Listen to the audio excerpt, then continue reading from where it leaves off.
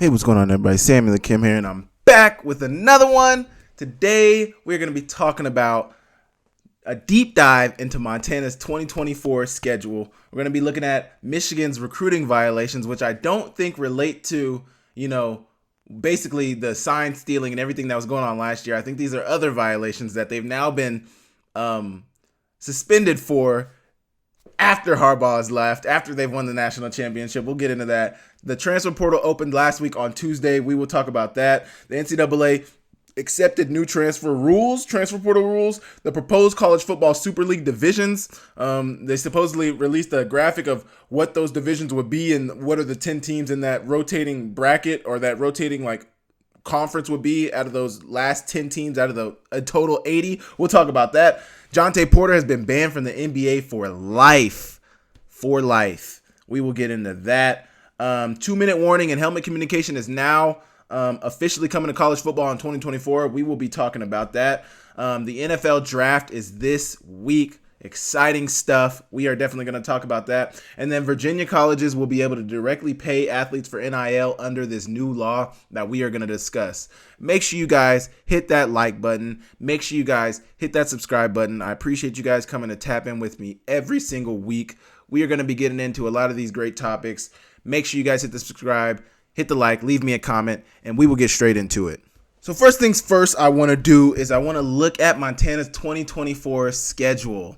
They start the season off with Missouri State, which, I don't remember if Missouri State was a playoff team last year, but I think that'll be a pretty manageable opponent for Montana. Then they go on the road at North Dakota, who was a playoff team last year. I believe they lost to not South Dakota State. They lost to Sacramento State.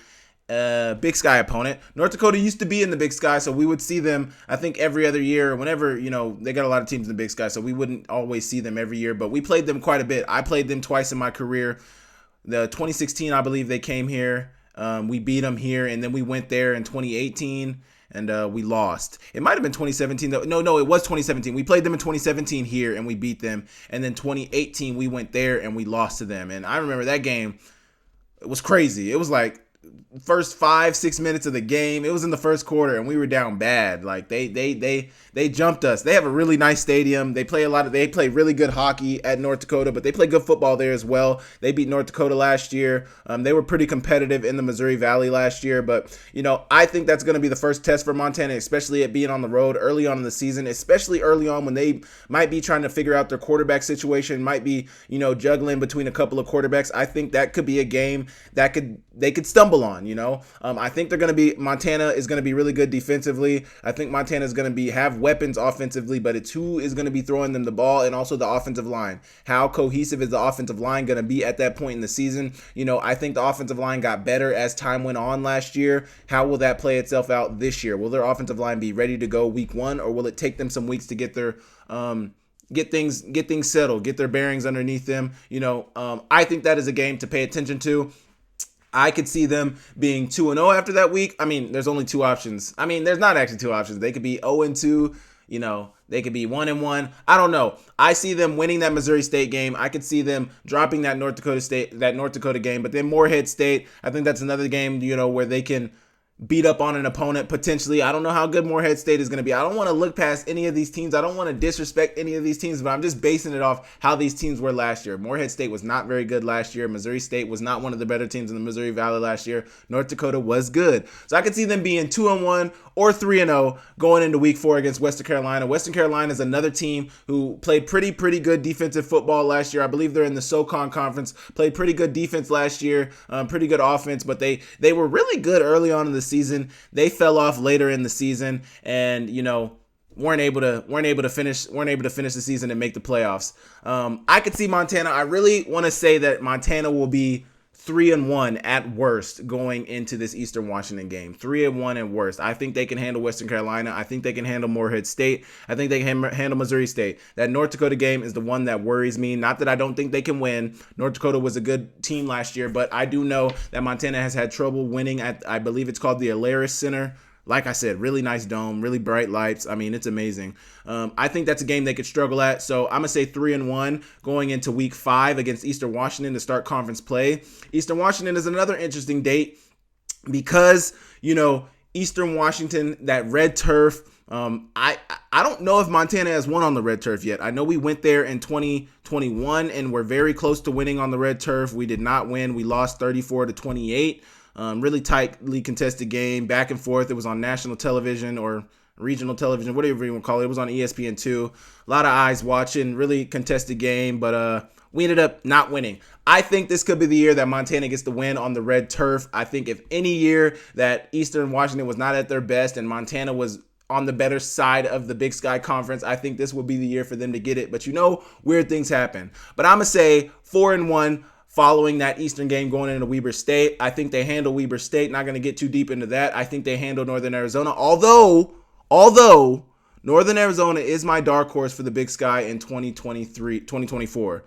Now, we'll see how that plays out. We'll see how Northern Arizona is. They were pretty dang good in the Big Sky Conference last year. If they are able to carry that over this year, they could be a force to be reckoned with.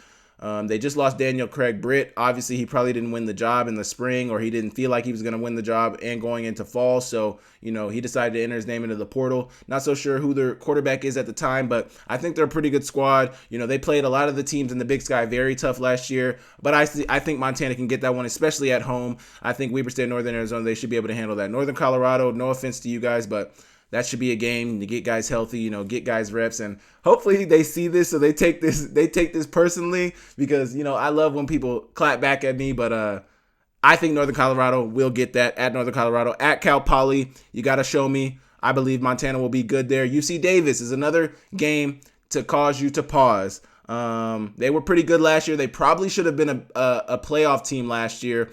I think they returned a lot of their weapons going into 24, but that's another game that Montana could struggle with. The good thing is that they get them at home. So I think that plays in Montana's favor. I see them handling UC Davis. You look at Portland State. I think they can handle Portland State. Once again, another game at home. You got Coach Barnum, Robbie Hauk, the new special teams coordinator, tight ends coach. They were really successful in the run game last year. I think they returned that quarterback that they had last year as well. So Portland State could be an interesting opponent. That could be another game to watch out for. That could be another game. Portland State could be a surprise in the Big Sky Conference. I'm not going to go as far to say they are going to be the dark horse for myself. I like I've said, I'm sticking with my Northern Arizona dark horse for the 2024 season. But Portland State is another team that, could sneak up on people. They were very good in the run game last year. I think what really got them was their defense. They weren't the best tackling team last year. I mean, they just weren't very good on defense. So if they're able to clean things up on the defensive end, I think they could be a pretty strong squad going into 24. But Portland State, I think Montana handles them. And then, Montana should be 10-1 going into this Montana State game. Now, as you know, if you follow the Big Sky and if you most definitely follow Montana State football, this has been a game that Bozeman and the Grizz have traded each year. Whoever's at home has been winning. So 2021, the Grizz were at home. Let's go back to 2019. 2019, Bobcats are home. They crushed the Grizzlies. 21, the Grizz are at home. They crushed the Bobcats. 2022, the Grizz are on the road. The Bobcats crushed the Grizz. Back in 2023, the Grizz are at home. They crushed the Bobcats. So it's like they've been trading. Whoever's been the home team has been the winning team. So this might be the year that we're able to see that switch over. I hope it is, but I know Montana State is still going to be a formidable opponent. They still have Tommy Malott. They've returned Brody Grebe. They have a lot of pieces on the defense, a lot of pieces on their offense. Scott Trey Humphrey at running back. I mean, they got a squad over there at Montana State. They got linebackers galore. They're going to be a good team. They're going to be a team to reckon with. They're definitely going to be, I'm sure, in the running for the Big Sky Conference Championship. Idaho is another team that I think is going to be in the running to win the conference in 2024. But that's a game where I could see Montana dropping, just if you look at the history of the rivalry. I'm not trying to doubt my Grizzlies. I'm not trying to doubt their ability. But if you look at how the last 5 or 6 years of the rivalry have been going, the home team has been winning. So for that, I will say the Grizz, and I said this on Twitter. If you follow me on X, you probably saw that. I will say the Grizz are going to finish 10-2 in the regular season and most likely be one of those top 8 seeds in the country. If they drop that one game to Montana State, they could still win the conference. Just depends on how the rest of the conference shakes up. Obviously, you'd like to go undefeated in conference, but this is the Big Sky. It's a very competitive conference. There's good teams in the conference.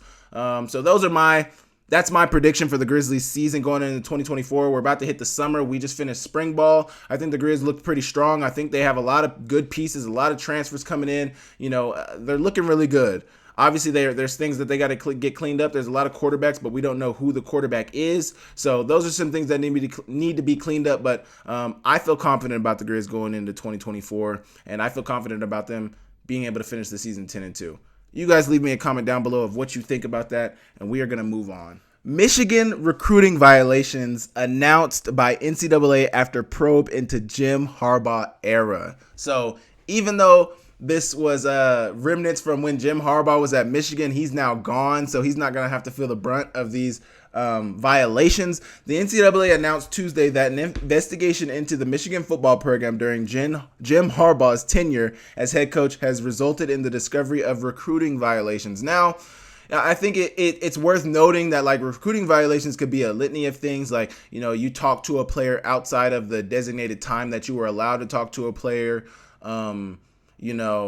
You had a player on a visit and, you took him to a restaurant or something, or somebody paid for his food, which, outside of their own pocket. I mean, there's a lot of things that could qualify as a recruiting violation, but, that's what they got them for. The announcement stated that the university accepted the violations and agreed to penalties of 3 years of probation for the school, a fine, and recruiting restrictions in alignment with the level 1 mitigated classifications for the school. Now, I don't know so much what level 1 violations are, but it doesn't seem that serious. It seems like, they had to speak on it because it's something that they're being suspended for, they're being reprimanded for, but it doesn't seem that serious. We are pleased to reach a resolution on this matter so that our student athletes and our football program can move forward. We have no additional information and cannot comment further on other aspects of the NCAA's inquiries. That was Michigan's athletic director.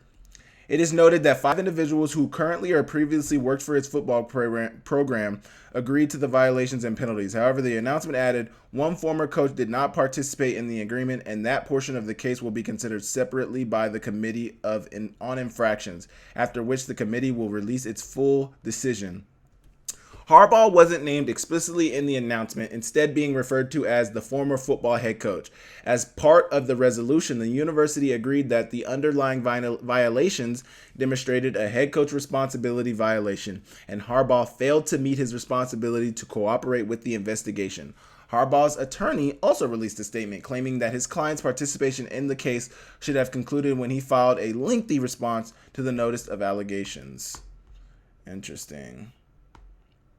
The announcement revealed that violations included impermissible in-person recruiting contacts during COVID-19's dead period, impermissible tryouts, and the program exceeding the number of allowed countable coaches when non-coaching staff members engaged in an on- and off-field coaching activities.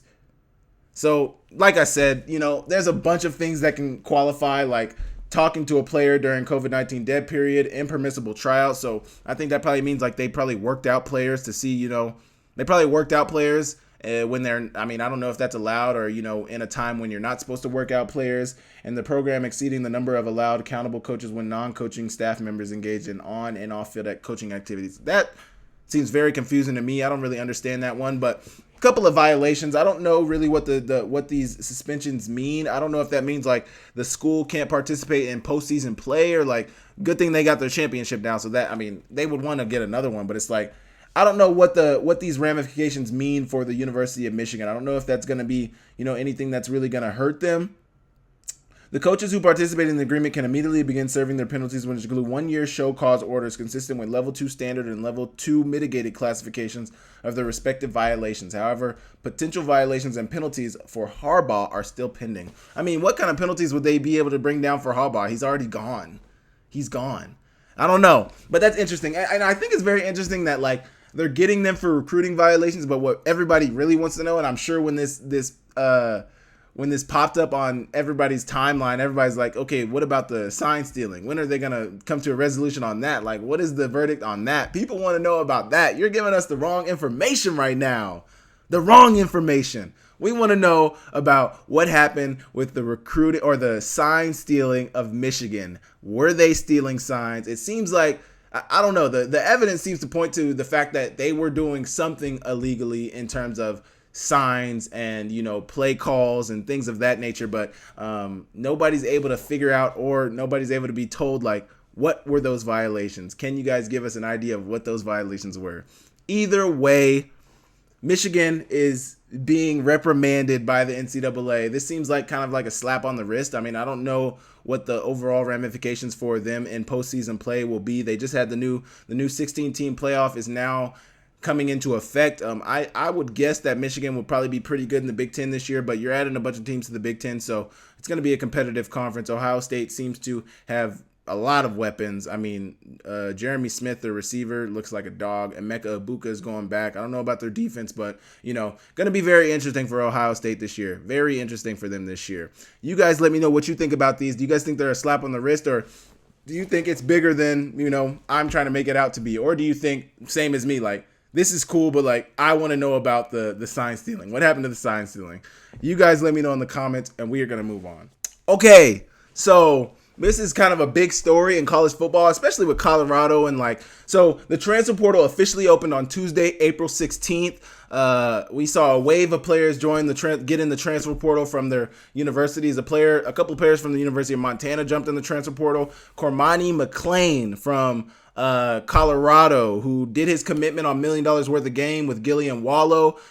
He ended up going to Colorado for a year. He played a little bit. I don't think it really turned out the way he wanted it to turn out. I don't think it turned out the way Coach Prime wanted it to turn out. I don't know if he had the type of work ethic that Coach Prime was looking for. I don't think he really knew what he was getting himself into, and he's now entered the transfer portal. I haven't seen him post any offers. I don't know where he's trying to go, but I just saw a video this morning. I'm recording this on Sunday. I just saw a video this morning of him talking about how he wants to go to a real program. He doesn't want to go somewhere for clicks. He wants to go there for championships, or he wants to play competitive football. And I mean, I think that's kind of crazy to say, because to say that it's Coach Prime is doing everything for clicks. I mean, that may be a part of how he does things. The camera's always going to follow him. He's Deion Sanders. He played MLB baseball and NFL football at the same time. He won Super Bowls. He's like the best corner to ever live. I mean, he's a legend. Of course the camera's going to follow him around. Like, if Tom Brady was a head coach in college football, the camera would follow him around too. If any Hall of Fame caliber player became a head coach, and they had the time, and you also have to think about the type of person that Prime was. You look good, you feel good. You feel good, you play good. You play good, they pay good. This is something that Coach Prime coined. Like, that is his swagger. That is his confidence. That is his moxie right there. Like, if you don't think the cameras are going to be following that guy around and everything he's doing at his programs, like, you're ludicrous. So for him to say that is a little crazy. But what else I think is crazy is, like, Coach Prime, wished him the best, told him, like, I hope he's able to figure it out. I hope he goes somewhere where people are willing to hold him accountable. But what the thing that gets me, and the thing that I've talked about to my dog Zoe about, is, like, they continue, like, this is Deion Sanders. You get the opportunity to learn from the best corner to ever play football, and you're going to piss that away for, thinking that, the grass is greener on the other side. Like, I'm sure Coach Prime isn't the easiest coach to play for. He's going to hold you accountable. He's going to push you, and he's going to push you to be your best. But as a player, you would want that. I want a coach who's not. I don't want a coach who's gonna. And that's what it kind of seems like. The vibe is that it feels like Cormani kind of wants things given to him. Obviously, I've never talked to this kid, so I don't know what he wants. I don't know what he's looking to get out of college football. I don't know what he's looking to get out of a coaching staff. But it seems like he kind of wants things given to him. He's a 5-star. I read about things that happened during his Under Armour, when he played for the Under Armour game, late to his commitment. Late to practices, not showing up to certain things. Like, that's not a good look going into college. And then when you get to college, those same things follow you. You're late to meetings. You're not studying the film room. Like, Coach Prime can see when you're studying film. He can see, he's tracking all that. So if you're not putting in the work, why should he put you on the field? Why should he put you? They're already not great on defense. So why would he put a liability on that defense when their defense is already the liability of the team? Like, that doesn't look good, brother. And, like, you're supposed to be a 5-star. And the fact that, like, you would leave Prime to say that the grass is greener. Where else is Prime at? Where is there another Prime at? Where can you learn from another Hall of Fame corner in college football? There might be some out there. I know Cromartie coaches, I think he's at Texas A&M, or he coaches college football, but there's a few cornerbacks out there that coach college football, but, like, you got the best. You got the best on your coaching staff. You got the best as your head coach. Like, I would be picking his brain every day, asking him, how can I get better? What do I need to do this? And if he's telling you to study film and he's noticing that you're not studying film, that's a you problem, not a him problem, bro. Like, he's just trying to put you in the best position to be successful. And obviously that's not a position you want to be in. Like, I don't know. I think it's very interesting. And I talked about this on Fat Mouth Sports last week with Troy, TP, and Marlo. It's like these kids continue to think that the grass is greener, but like Buddy hasn't made. The money is going to Colorado. Say what you want, and he doesn't seem like he's chasing the money. He seems like he's chasing, he wants to play. He's chasing a situation that's going to favor him. Obviously, everybody wants a favorable situation, but it seems like he wants to be tailored to, and that kind of seems like what he's chasing. The grass is not always greener, though. The grass is not always greener. Like, you're not always going to leave a situation. Like, it seems like Colorado is a good situation and you're leaving it to go where? I mean, we won't know until we see what kind of offers he gets and we see where he ends up. I wish him the best, and I hope that he's able to like figure it out and start to buckle down and put in the work in the film room, put in the work on the field, put in that extra work that it takes to be great, because I know he wants to be great, but like, you have to show that every day. In your everyday work ethic. You have to show that in your everyday lifestyle. You can't be showing up late to meetings and saying, I want to be the best. I want to be on the field. What coach is going to put a player on the field unless they desperately need you? What coach is going to put a player on the field that is always late to meetings, doesn't study in the film room, isn't putting in the extra hours to be great? Like, what coach wants to put that player on the field? None, brother. So I wish that kid all the best. I hope he's able to figure it out. I hope, he lands on his feet. I hope a school is willing to work with him and a school is willing to, I hope he gets the treatment he's looking for. I mean, I don't know 100%. Obviously, I've never talked to this kid, but I hope he's getting whatever treatment he's looking for. I hope he lands in the situation that he's looking for, because it's not looking great right now, bro. It's not looking great right now, bro. And I will say this one thing, though.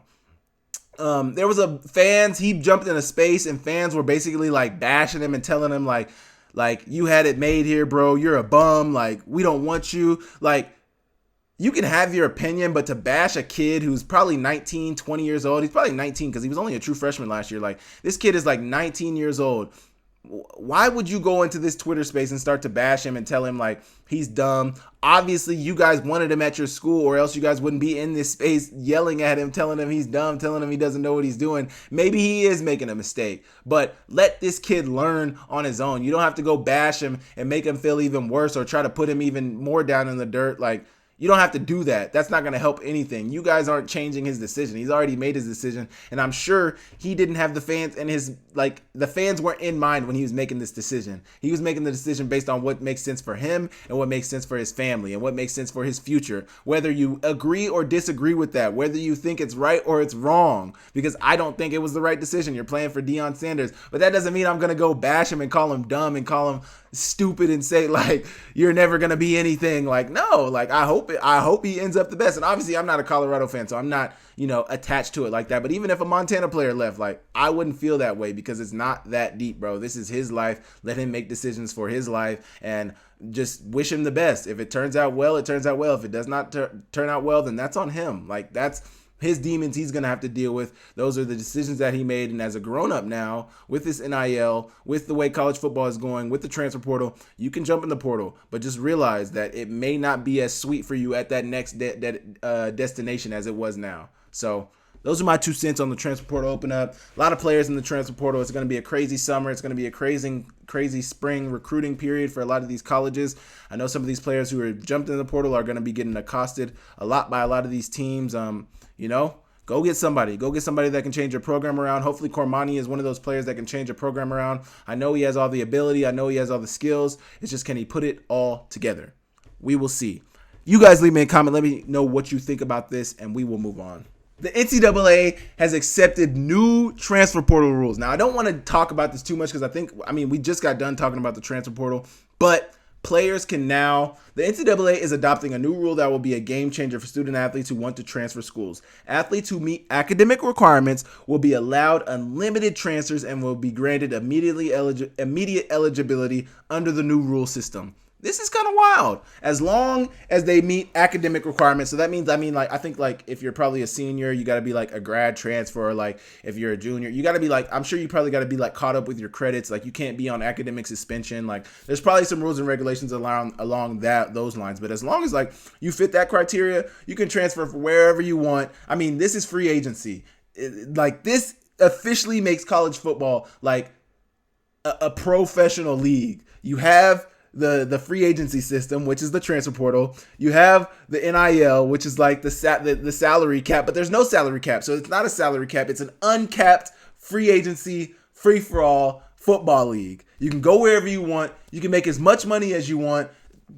These third party entities can pay you as much as they want. Like it is the wild, wild west. I mean, it's crazy. It's crazy. These kids can literally go like we've seen kids go to 4 or 5 schools in college already. We've talked about this weeks prior, but like the fact that now the rule exists, like at least before, like you needed a waiver. I think most times kids were getting these waivers accepted. I mean, except for like in the Tez Walker situation, like he unfortunately wasn't able to get his waiver until later in the season, but now that's not a problem. That is not a problem. I know I talked about this rule potentially becoming a law last week, and now it is law. The NCAA has accepted it, and it's going in effect. I mean, this is wild, especially like with the NIL, like bringing the NIL into it. Like, man, if you want to go somewhere, and I mean, I don't really get this because it seems like kids were already going wherever they wanted. So I don't really know what this rule changes. I don't really know what this rule changes, but it is wild because now it makes it 100% free agency, and NIL is already a thing. So the money is out there for kids to get if they have the ability, if they have the name, image, and likeness. Like it's out there, but it's just wild. It's just wild. It's just wild to think about that. This is where college football has come to.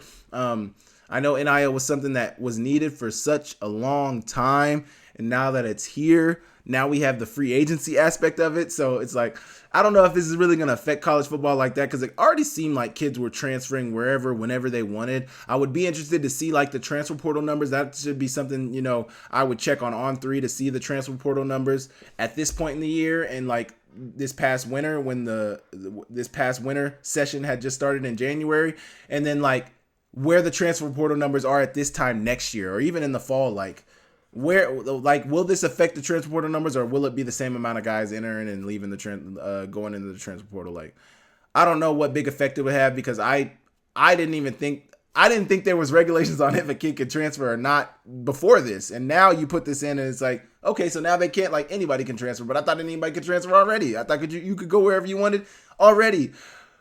Cause I remember when I first got into college, it was like, if you went up a level, you had to sit out a year for transferring. But if you went down, which is weird, if you went down a level, you didn't have to sit out a year. You could play immediately, which doesn't make sense because it's like if you're going up a level, you're going up a level in competition. Why would they make you sit out a year? Is it for safety reasons? Like we want you to get acclimated to this level of play before you actually get out there. That makes sense, but I don't think that was the reason why. But then if you go down a level, you can play immediately. And like I might be bigger, faster, stronger, better than everybody at this level, but like you're gonna let me play immediately, and that's not usually the case. Like they're bigger, faster, stronger than everybody, but just like if the thinking was safety, that would hold weight. But like I don't think they thought of it, but safety. I don't know. The NCAA, some of the rules the NCAA makes does not make sense. I think that's so much why the NCAA is becoming obsolete because it's like you look at the rules and you're like, why?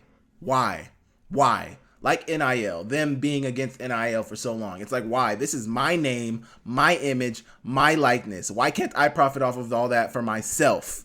And I guess the reason they didn't want that is because of what we're seeing now, which I get, but it's the way things should be. You can disagree with how the system is without, saying the system shouldn't be in place. I think the system of NIL should be in place, but I think they need better rules and regulations. I think it just needs to be regulated better. Either way, we're not going to go on an NIL tangent. The new transfer rules are in effect. What do you guys think about this? Do you think it'll affect college football greatly, or do you think, it was already that anyway? You let me know, and we'll move on. Okay, we have the proposed Super League divisions right here. We got the West, the Southwest, the Plains, the Midwest. The Plains, is Oklahoma in the Plains? No, they're in the Southwest. Either way, the Plains, the Midwest, the Northeast, the Southeast, the South, and the Underleague division. So this would be the division that would rotate year in and year out. 10 teams rotate annually via relegation and promotion. So yeah, this would be an annual relegation or promotion system, which is interesting because it's like, this is interesting because say a team has one bad year, but say they won the championship the year before, say they were in the playoffs the year before. How can you logically relegate them if they a year prior to that were just really good? I mean, Toledo, New Mexico State, Miami, Liberty, James Madison, Boise State. I mean, I don't know. Are these the best teams that you could find for this division? I don't know. That's interesting. But the West, basically, to me, is the Pac-12. The Southwest is a lot of Big 12. You got Oklahoma, Baylor, Oklahoma State, TCU, Texas Tech. That's a lot of Big 12. The Plains division, that seems to be a mix of the Pac-12 and the Big 12. You got BYU, who was independent formerly, but they played in the Big 12. I think they played in the Big 12 last year. Colorado, who's now Big 12, formerly Pac-12. Iowa, Big 10, would be now this Plains division. Iowa State, Big 12. Kansas, Big State. Kansas State, Big State. Or Big 12. Kansas and Kansas State, Big 12. Minnesota, Big 10. Nebraska, Big 10. Utah, Big 10. And Wisconsin, Big 10. So really some Big 10 and Big 12 teams in this Plains division. The Midwest division, American, Big 10, Big 10. ACC, Big 10, Big 10. SEC, Big 10, Big 10, and Big 10. So the Midwest division, the Midwest and Plains divisions would be the Big 10. What is still the Big 10 right now, but in this would be formerly the Big 10. The Northeast, Boston College, that's Big 10. Big 10, Notre Dame, Independent, Penn State, Big 10. Pittsburgh, ACC, Rutgers, Big 10. Syracuse, ACC, Virginia, ACC, Tech, ACC, and West Virginia, Big 12. So ACC, I'd say the Northeast, you start to get into the ACC and a little bit more Big 10. The Southeast, ACC, Duke is the ACC, Florida is the SEC, Florida State, ACC, Miami, ACC, NC State, ACC, North Carolina, ACC, South Carolina, SEC, UCF, Big 12, Wake Forest, ACC. So the Southeast and the Northeast is when you start to get into the ACC. The South, got to be all SEC. Alabama, Auburn, Georgia Tech, ACC, Kentucky, SEC. Yeah, so the South, that's all SEC. And then you got so this will be very interesting. I'm really interested to see how this works out. It's so funny how the West Division is all Pac-12. Sucks that the Pac-12 is gone now. Oh, well. But what do you guys think about this proposed Super League? Do you guys like these divisions? I mean, this basically, the South, that's the SEC. The West, that's the Pac-12. These two are Big 12. These two are Big 10. And then Southeast and Northeast are ACC. It's it seems like they're the same divisions. They're just breaking it up. I feel like they tried to do regionality in a lot of these conferences that are the Power 4, Power 5 conferences now. But, now that we have a bunch of realignment, it's getting all jumbled up. A bunch of teams having to play across the country. But now if they went back to this division, it'd be basically like the old conferences. I mean, there's some mix up in there, but it'd be basically the same. And so now would you play 10 regular season games, 2 non-conference games? Would that be how it would go? Because, you'd have to play 10. You'd have to play the 10 teams in your division, I would guess. I would hope that you would play the 10 teams in your division. But this looks pretty good to me. Same divisions. I'm sure there would start to be the South division would start. But we don't know because Alabama just lost Nick Saban. I think there's going to be a lot of changing of the guard in college football. Jim Harbaugh left Michigan. It seems like Clemson's kind of fallen off. Alabama, I think, Alabama has had some down years and now no Nick Saban. I think we're going to see some more teams emerge as the top teams in college football. And I'm here for it. Ohio State will probably still be up there. I'm trying to think, looking at this. Texas, they have a chance to cement themselves. Washington, I don't really see Washington coming back up after they lost Kalen DeBoer. I could be wrong. I hope I'm wrong. I love being wrong. Colorado could be another team to set itself apart. But this could be something that would be very different for college football, but could also be very good for college football. You guys let me know what you think about the proposed Super League divisions, which could be coming to college football or could not be coming to college football. Who knows? I would love for this to happen. I don't know. I would love for this to happen, though. It'd be different. It'd be different. I don't know if it'd be good or bad for college football, but I love change, and I love seeing what it would do, So you guys let me know in the comments what you think about that, and we're going to move on. Okay. NBA basketball player Johntay Porter has been banned from the NBA for life. The NBA announced Wednesday that Toronto Raptors forward Johntay Porter has been banned for life from the league due to a violation of gambling rules. As part of a statement, the NBA noted that an investigation determined Porter was responsible for disclosing confidential information to sports bettors, limiting his own participation in one or more games for betting purposes and betting on NBA games. Stick with me. The NBA announced that one of the bets placed by Porter was on the Raptors to lose a game in which he did not play as a part of a parlay. And I thought that was kind of funny, and I was listening to Brian Windhorst talk about this on ESPN, and he mentioned how, him betting on the Raptors to lose is not really a wild bet because at that time, I think he said they had lost like 30 of their last like 33 games. So it's like, or it might have been like 20 of their last 23, but they weren't winning a lot. So him betting them to lose is honestly like, I mean, you're betting on your team to lose and you want to win. That's where the problem comes in. And that's like why you have to ban this guy for life, because we cannot, like, the integrity of the league is too important for this one guy to ruin the sponsors that we have, to ruin this money that's coming in, like ruin the integrity of the league. Like, it's the integrity of the league. If we know guys, that just validates the scripted narrative that exists for some of these. Like, people love to say that the NBA is scripted. People love to say that the NFL is scripted. And this would further that narrative. You have guys literally betting on themselves to lose. You play the sport to win. We cannot have a guy in this league betting on himself to lose. That is just detrimental to the bottom line. That is just detrimental to the basic fabric of sports itself. We play to win. We can't have you betting on us to lose. That's why you got to kick him out. The NBA, I said that the NBA's investigation found that prior to a March 20 game against the Sacramento Kings, Porter gave inside information regarding his health status to someone he knew was an NBA bettor.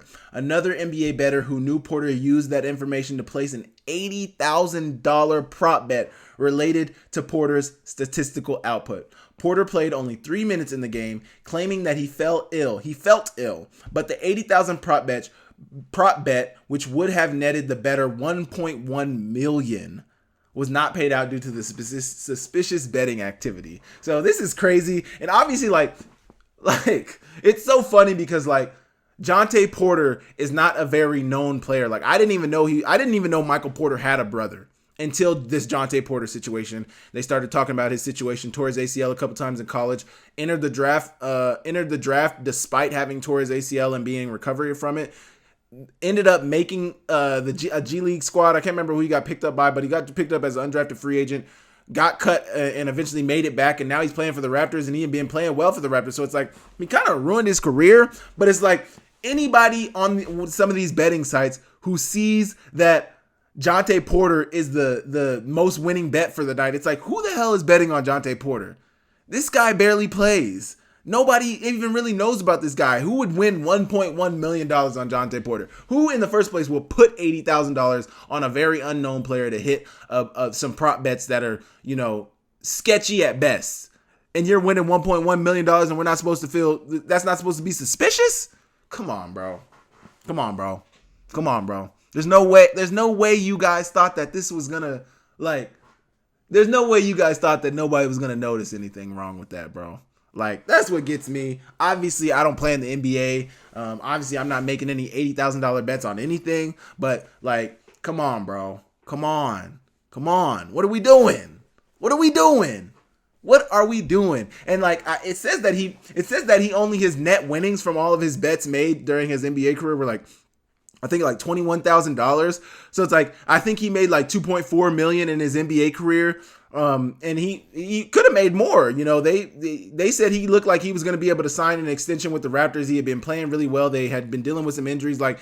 He could have continued his NBA career. Who knows? And I don't know how he's feeling about his NBA career. I don't know if he really cares about the NBA like that. But first off, now you're going to be facing a federal charges from this because of I heard wire fraud and other things that come from betting illegally and doing things of that nature. But now you're facing a federal case. Your NBA career is over. I don't know if anybody overseas would even touch you because you bet on your team to lose. Nobody wants somebody who's going to bet on their team to lose. At least with some of these guys in the NFL, when they get caught up, it's I'm betting on my team to win, or I'm betting on myself to be successful. I'm not betting against anybody. I'm not betting against my team. I'm not betting against anybody on my team. I'm betting on myself to be great, which at its fabric is it's wrong to bet on the game. If you're playing in the game, it's 100% wrong. But bet on yourself and double down. That is something the twins from Broken Arrow always say. bet on yourself and double down. Obviously, like not in this sense, but like from a fundamental stance, like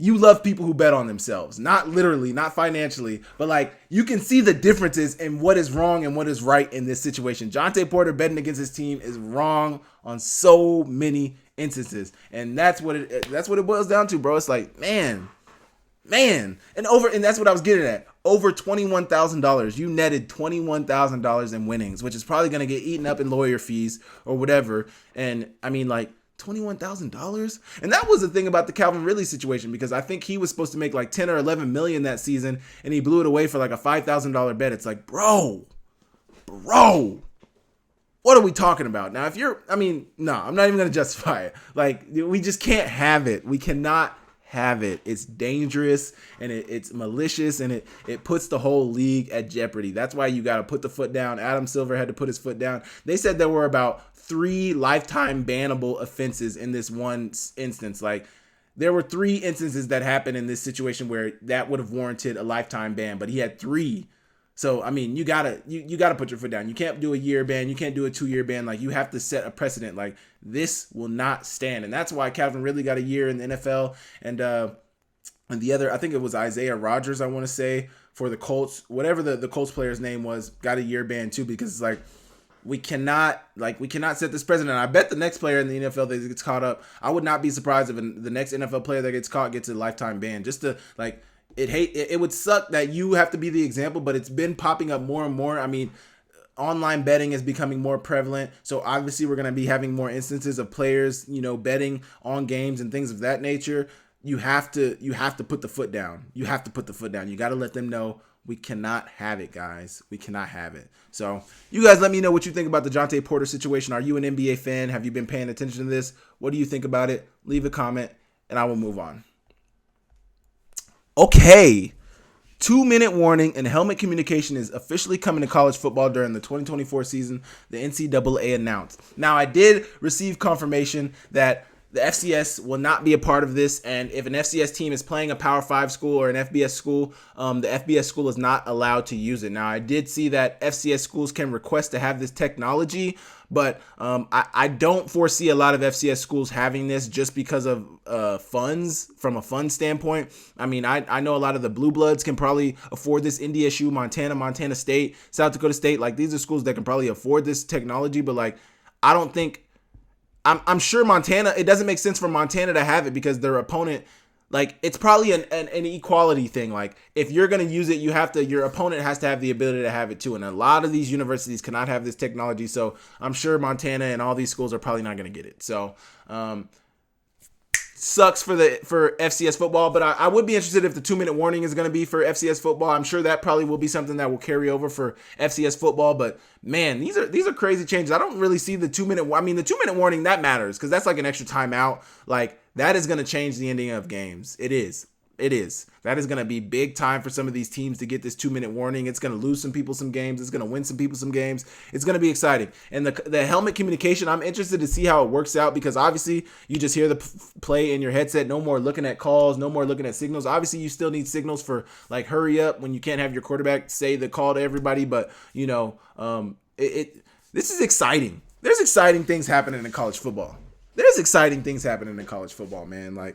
Like, I'm really excited for this. I think it's going to be great change in college football. I'm interested to see how teams utilize it. I'm interested to see, like, what player on defense, because I know with the Stars last year, and I didn't know teams did this, but our safety was one of the ones with the mic on, as well as obviously our quarterback on offense. But on defense, our safety, I don't know if our linebackers had it. I'm sure one of the linebackers had it too, but like, I always thought when I was growing up, it was always the quarterback and like the Mike linebacker. But as I got to play in professional football, I realized that that's not always the case. Sometimes you need that safety, that inbox safety to have it.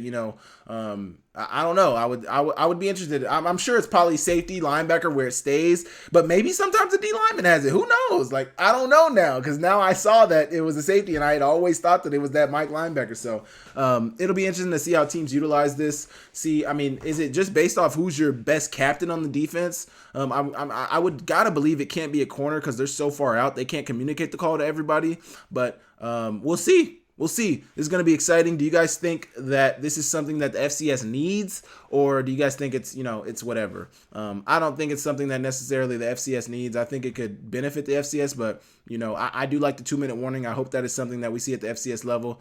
Obviously, we're going to see the 2-minute warning and the helmet communication at all these Power 4, Power 5 schools. They got the money.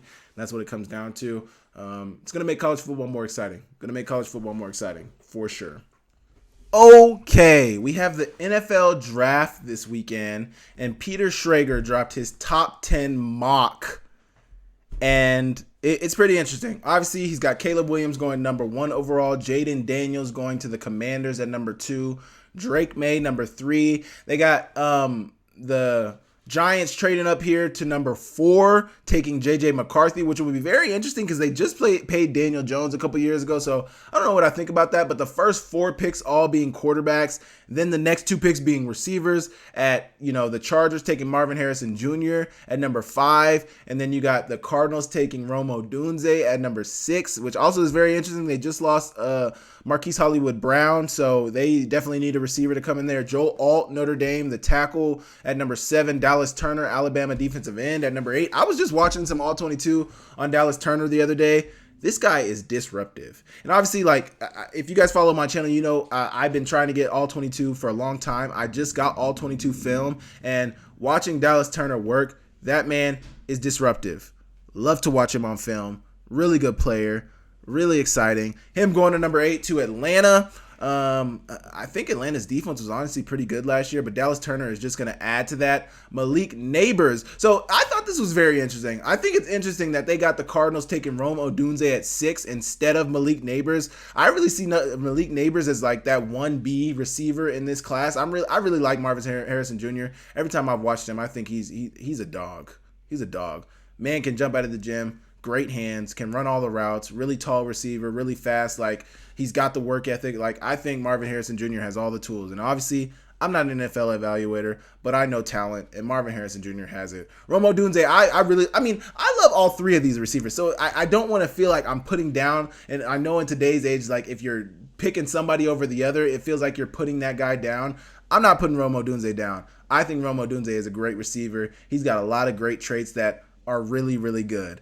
But when I look at Malik Neighbors, I think Malik Neighbors is a little better than Rome Odunze. I might even put him above Marvin Harrison Jr. But you look at Malik, all 3 of these guys. Well, Marvin Harrison Jr. probably played with the worst quarterback with who he had at Ohio State. But Rome Odunze had Michael Penix, and then you had Malik Neighbors, who had Jaden Daniels, the Heisman winner. Michael Penix is looking like he's moving up to potentially be a first-round draft pick. But I honestly will put Rome Odunze at 6. That must mean the Cardinals, Peter Schrager must have some insider information, or maybe he's just spitballing here, but he must think that Rome Odunze is probably a better receiver than Malik Neighbors. Malik Neighbors at 9 is not a bad pick either to the Colts. You got Michael Pittman Jr., dog, just got paid a little bit of money. Alec Pierce Jr. was a second round draft pick 2 years ago. Really good receiver. And then to add Malik Neighbors to that with A.R. Richardson, Anthony Richardson returning, sheesh. I would not want to play against them. Those 3 receivers. Really great receivers. Hopefully all these receivers are able to pan out. And then Brock Bowers at 10 to the Jets. Really great player. I feel like Brock Bowers is somebody I haven't heard a lot about during this draft process. Obviously, as a freshman, people were calling him a first round draft pick from his freshman season, and it's been 2 years since then. He got hurt towards the end of the season this year with Georgia, so that kind of, hurt the end of Georgia's season. But, he's a great player, and, he's going to do a lot of good things for the Jets. Really excited to see how that turns out for, everybody involved. But what do you guys think about this top 10 mock? Do you guys think there's going to be 4 quarterbacks off the board right off the bat? Do you guys think this is how it pans out? Maybe Drake May goes 2. Maybe Jaden Daniels goes 3. Who knows? But, this is the top 10 for Peter Schrager. I know they were talking about it on a lot of platforms, so I thought I'd pull it up and see what I think about it, see what you guys think about it. Make sure you guys leave me a comment, and we will move on. Okay. Virginia colleges will be able to directly pay athletes for NIL under new law. This is actually really interesting, and I don't know really how to feel about this because, I don't know. This is going to set a precedent. Just like we talked about with the Dartmouth basketball being unionized, this is going to set a precedent going forward for college athletics. Virginia Governor Glenn Youngkin signed a bill Thursday that will allow universities in the state to pay athletes directly for NIL endorsements. Before putting his signature on the bill, Youngkin said HB 1505, which won't take effect until July 1, helps Virginia schools be competitive in athletics and provides a level of added oversight. ESPN's Dan Murphy noted it's the first piece of legislation by a state that would nullify the NCAA's rules regarding how athletes are compensated for NIL deals. Wow. Rather than schools paying student athletes NIL money directly, they've often leaned on independent collectives in which major boosters and fans pool their resources to attract talent. If recent history is any indication, the actual consequence of HB 1505 isn't what it will do in Virginia specifically, but how it will incentivize other states to follow suit. Last one. In June 2020, Florida became the first state to pave the way for college athletics to be compensated with an NIL context. Lest others fall behind in the recruiting arms race, more states began pursuing their own NIL legislation to a point where the NCAA had little choice but to lay out an overarching framework in June 2021. So basically, this is once again what happened, just like they said in there. This is how the NIL became a thing. Florida was like, no, we've had enough. We are going to put our own legislation in that trumps the NCAA, and we are going to allow these players to get paid. Now you have that saying that Virginia is going to allow the schools to pay the players instead of these third-party collectives, which can get dicey. It's dicey business with these third-party collectives. Say what you want about them, but this gives the universities more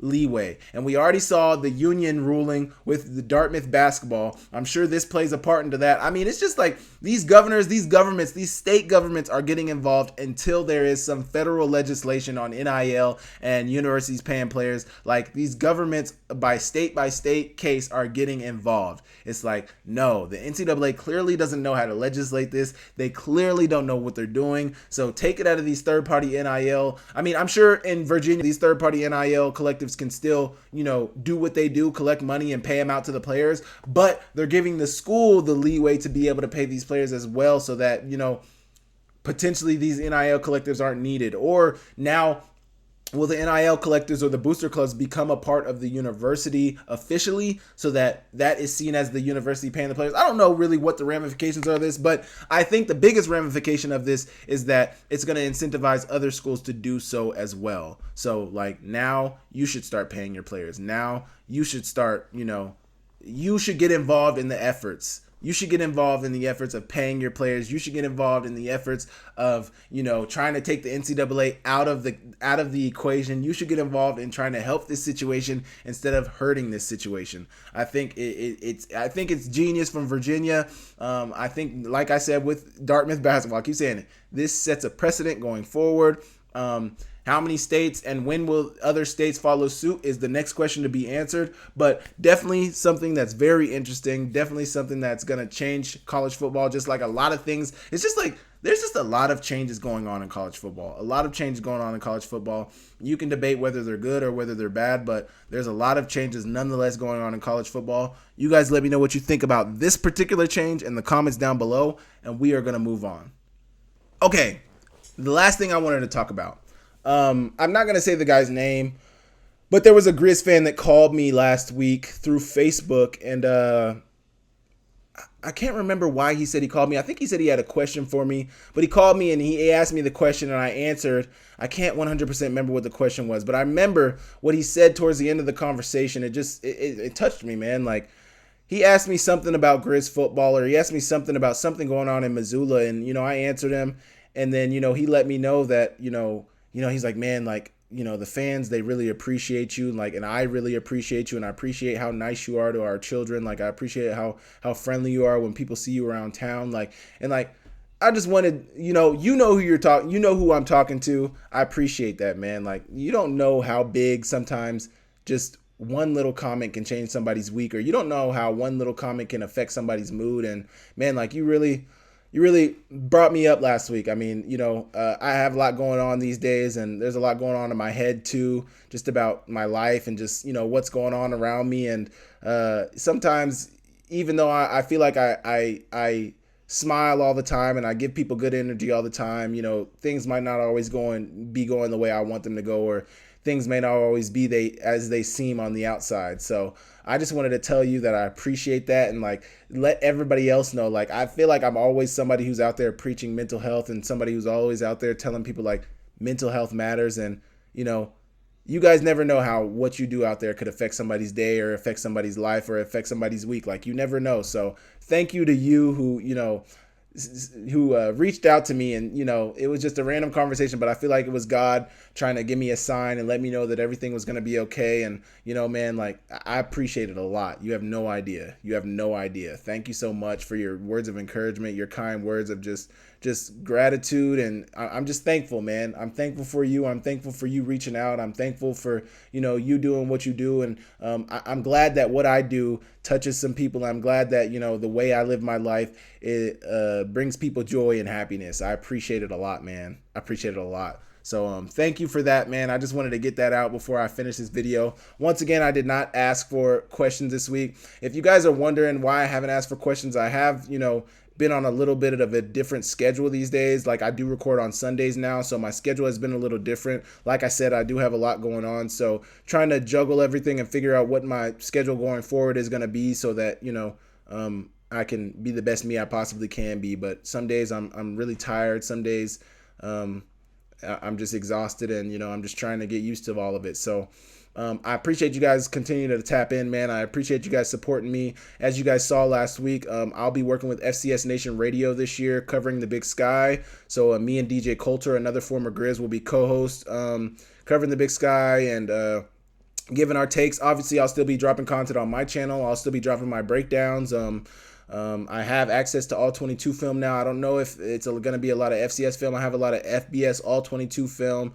I will continue to try to get FCS all 22 film. Like I said, this stuff is held in a vault somewhere. Somebody keeps it behind lock and key. Like it's hard to get. So, but I will still be doing my breakdowns this year. I'll still be doing all the great stuff that you guys love. I'm just adding to it with FCS Nation Radio. Still intending to work with Coulter and Skyline Sports and, appear on his Big Sky breakdown.